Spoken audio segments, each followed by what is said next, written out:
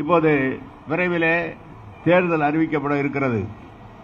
ஆனால் தமிழ்நாடு முழுவதும் அரசு சார்பாக செய்யப்பட்ட பணிகள் ஒன்றை அடிக்கல் நாட்டவும் தொடர்ந்து அதை முடிவுற்ற பணிகளை திறந்து வைக்கின்ற பணியை அத்தனை துறைகளிலும் நாங்கள் செய்து கொண்டிருக்கிறார்கள்.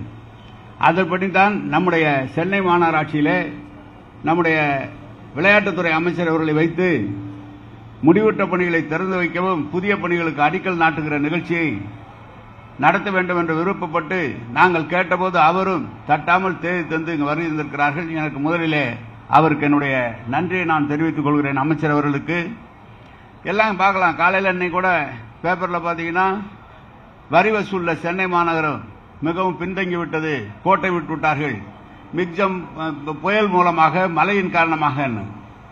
எங்களுடைய அதிகாரிகளுக்கு நாங்கள் சொல்லி தந்தது, ஏற்கனவே விதிக்கப்பட்டிருக்கிற வரிகள் சரியாக இருக்கிறதா, அதனுடைய கட்டிடத்தினுடைய அளவுகள் சரியாக இருக்கிறதா அல்லது குறைந்திருக்கிறதா, கூடுதலாக இருக்கிறதா, மிகவும் பணம் அதிகமாக பெரிய கட்டிடங்களை கட்டிருக்கிற பெரும் முதலாளிகளிடம் முதலிலே வசூலை செய்யுங்கள், அதற்கு பிறகு நம்முடைய மக்களிடம் சென்று நீங்கள் வசூல் செய்யுங்கள் என்று அறிவுறுத்தப்பட்டதின் காரணமாக தான் யாருக்கும் சிரமம் இல்லாமல் அந்த வரி வசூலை நம்முடைய மாநகராட்சி வருவாய்த்துறை செய்து கொண்டிருக்கிறது. கடந்த ஆண்டு இதே தேதியில என்ன வசூலிக்கப்பட்டிருக்கிறதோ அதை விட கூடுதலாக 8 கோடி 10 கோடி வரி வசூல் செய்திருக்கிறோம். அதனுடைய விவரங்களை நம்முடைய ஆணையர் இப்போது விளக்கமாக சொல்ல இருக்கிறார்கள். எனவே அதை பற்றி இந்த மாநகராட்சியை நிதித்துறையிலிருந்து நிதி சம்பந்தமான பிரச்சனையிலே சட்டப்படி எதை செய்ய வேண்டுமோ அதை எங்களுடைய அதிகாரிகளும் நம்முடைய மாநகரமன்ற உறுப்பினர்களும் குழு தலைவர்களும் முன்னின்று மாநகராட்சியை மிக சிறப்பாக நடத்தி கொண்டிருக்கிறார்கள். பொதுவாக சென்னையிலே கழிவுநீர் செல்வதற்கும் மழைநீர் செல்வதற்கும் குடிநீர் கொண்டு வருகிற பணியை இந்த இதுக்குதான் முக்கியமான பணிகள். அதில் தான் வட சென்னையில் இன்றைக்கு குடிநீர் வாரியம் மூலமாக சென்னை குடிநீர் வழங்கல் துறை சார்பாக பல்வேறு பணிகள் தொடங்கப்பட்டிருக்கிறது. பொதுவாக நம்முடைய அரசிலே சென்னை மாநகரம் இன்றைக்கு விரிந்து பறந்து இருக்கிறது. வீராணம் வருகிறது, செம்பரம்பாக்கம் இருக்கிறது, பூண்டி இருக்கிறது, புழல் இருக்குது, தேர்வாய்க்கண்டிகை இருக்கிறது. இப்படி 5-6 ஏரிகளிலிருந்து ஓன் சோர்ஸிலிருந்து வருகிற தண்ணீரை ஒவ்வொரு பகுதிக்கும் சுத்தப்படுத்தி அனுப்புகிற போது ஒரு இடத்திலே தாமதப்படுத்தினால் இந்த பகுதியிலே தண்ணீர் வராமல் போய்விடுகிறது. அதனால்தான் நம்முடைய முதலமைச்சர் அவர்கள் ஒரு புதிய திட்டத்தை சென்னை மாநகருக்கு அறிவித்திருக்கிறார்கள்.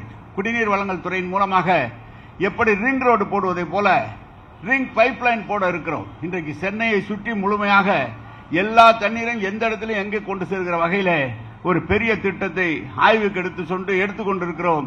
அது விரைவில் முதலமைச்சருடைய அனுமதியை பெற்று நடைமுறைப்படுத்துமானால் எந்த இடத்திலும் தண்ணீர் சீராக விநியோகிக்கின்ற பொறுப்பை இந்த அரசு நம்முடைய முதலமைச்சர் அவர்கள் வழங்கியிருக்கிறார்கள்.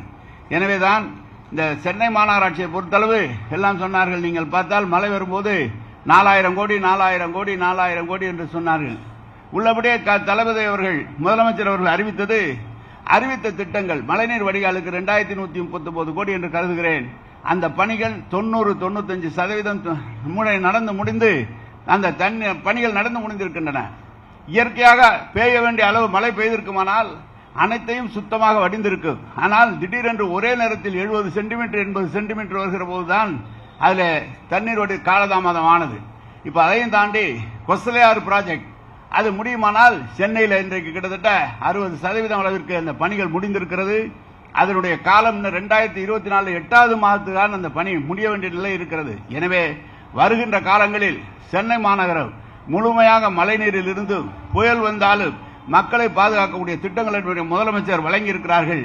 நம்முடைய மாநகரமன்ற உறுப்பினர்களும் இங்க இருக்கிற நம்முடைய சென்னையில் இருக்கிற சட்டமன்ற உறுப்பினர்களும் அதே போல குழு தலைவர்களும் அனைவருமே பாராளுமன்ற உறுப்பினர் உள்ளிட்ட அனைவருமே இந்த சென்னை மாநகராட்சி தலைவர் அவர்கள் எவ்வளவு மாநகராட்சியினுடைய முக்கியமாக இருக்கிறார் என்று உங்களுக்கு தெரியும். எனவே மக்களுடைய தேவையை பூர்த்தி செய்கின்ற அனைத்து தலைவர்களுடைய ஒத்துழைப்போடு ஒரு சிறந்த மாநகராட்சியாக சென்னையை உருவாக்குவோம் என்று சொல்லி நம்முடைய விளையாட்டுத்துறை அமைச்சர் அவர்களை முடிவுற்ற பணிகளை திறந்து வைத்தும் புதிய பணிகளுக்கு அடிக்கல் நாட்டியும் நீங்கள் சிறப்புரையாற்றுமாறு உங்களை அழைத்து அமைகிறேன். வணக்கம், நன்றி.